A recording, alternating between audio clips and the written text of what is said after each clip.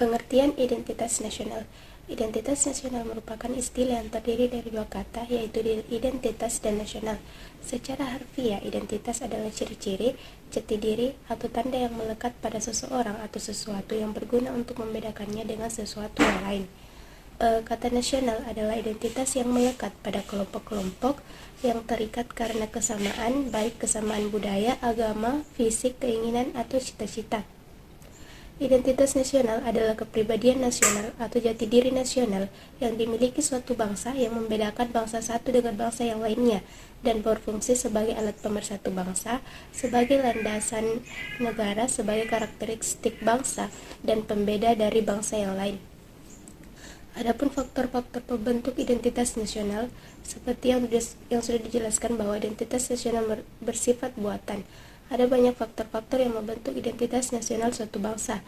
Yang pertama yaitu faktor objektif, di mana faktor objektif ini meliputi faktor geografis dan demografis. Kondisi geografis yang membentuk Indonesia sebagai negara kepulauan yang memiliki iklim tropis.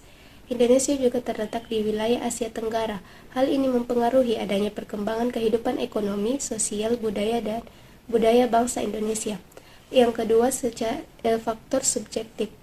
Faktor subjektif ini meliputi faktor sosial, politik, kebudayaan, dan juga sejarah yang dimiliki bangsa Indonesia. Yang ketiga, faktor primer.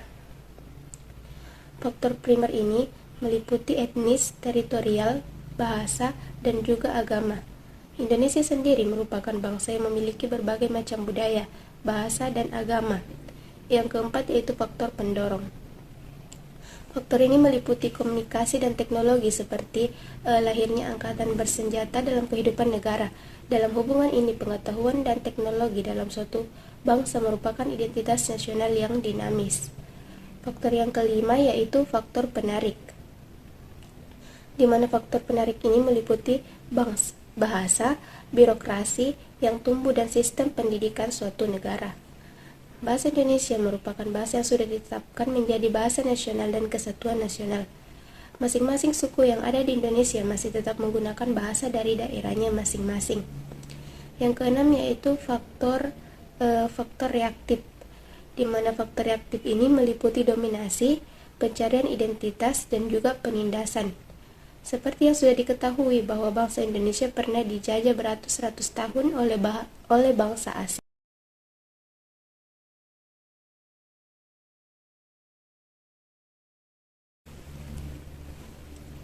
Selanjutnya mengenai materi bangsa dan negara.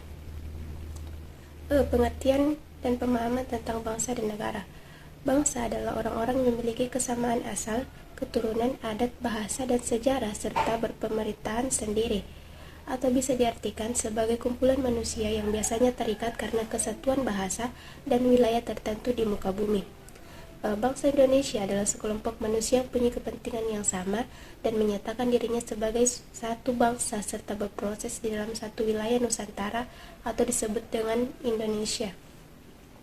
Negara sendiri adalah suatu organisasi dari sekelompok atau beberapa kelompok manusia yang sama-sama mendiami satu wilayah tertentu dan mengetahui adanya satu pemerintahan yang mengurus tata tertib serta keselamatan sekelompok atau beberapa kelompok manusia tersebut.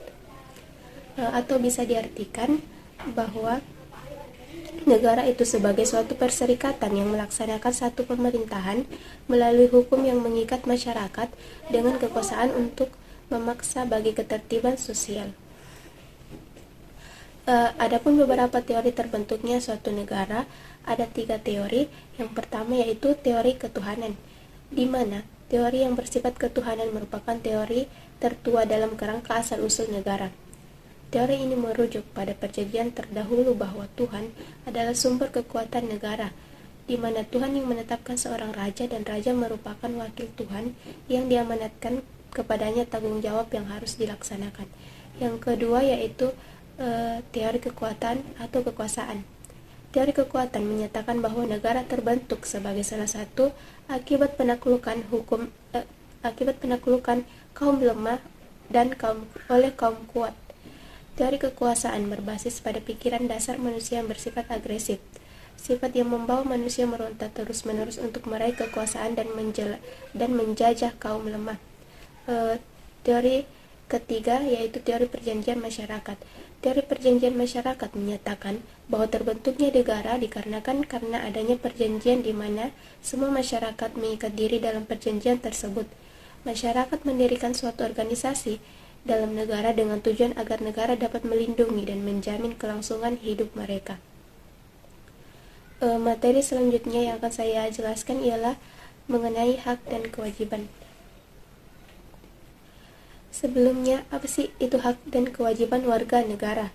Menurut Kamus Besar Indonesia atau KBBI, hak adalah suatu hal yang benar, milik, kepunyaan, kewenangan, kekuasaan, atau untuk berbuat sesuatu. Kekuasaan yang benar atas sesuatu atau untuk menuntut sesuatu derajat atau martabat. Sementara itu, kewajiban adalah suatu yang diwajibkan yang harus dilaksanakan, misalnya pekerjaan dan tugas menurut hukum atau segala sesuatu yang menjadi tugas manusia.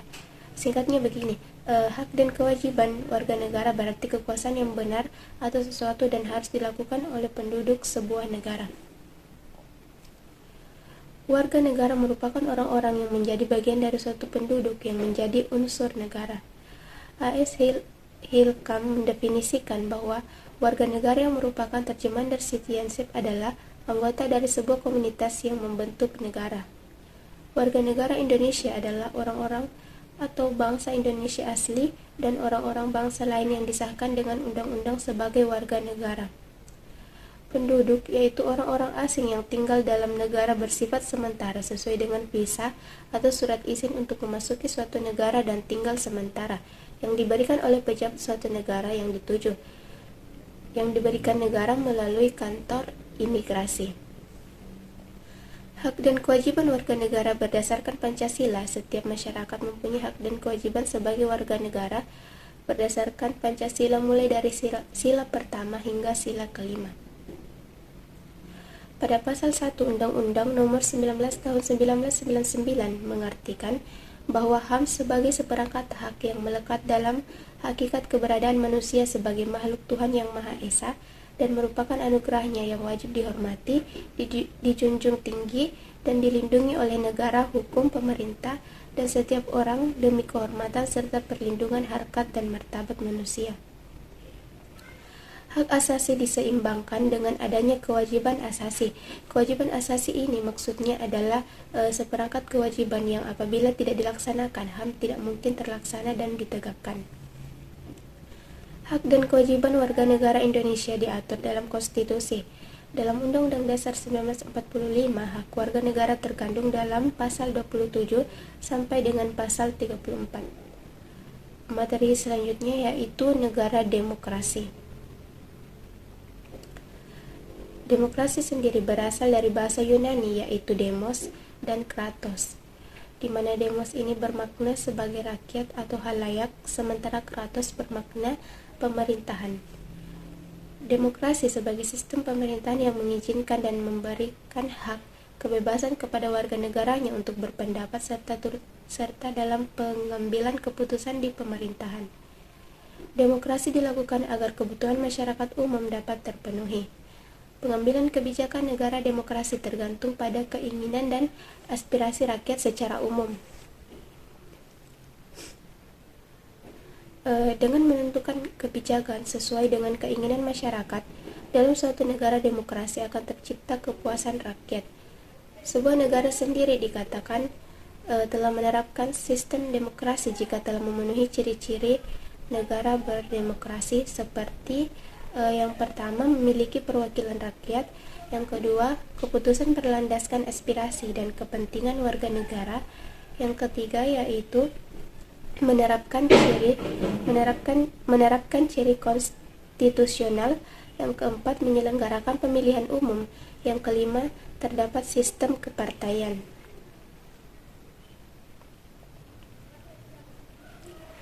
Materi yang terakhir yaitu mengenai otonomi daerah.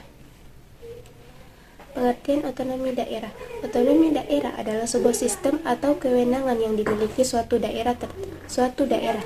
Otonomi daerah ini bertujuan untuk mengembangkan daerah serta isi di dalam daerah tersebut. Di negara Indonesia ini, otonomi daerah sudah diterapkan.